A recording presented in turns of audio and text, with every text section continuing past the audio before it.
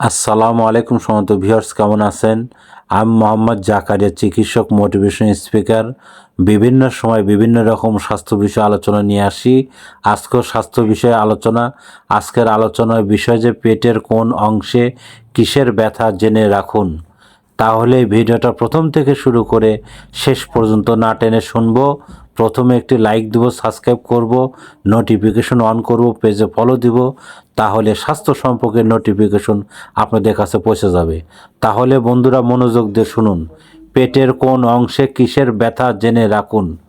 পেটের ডান উপরের অংশ লিভার সমস্যা, পিত্তথলি পাথর বা সংক্রমণ।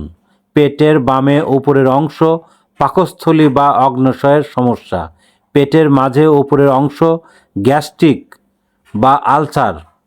পেটের মাঝখানে ফাঁপা সমস্যা বা গ্যাস জমা।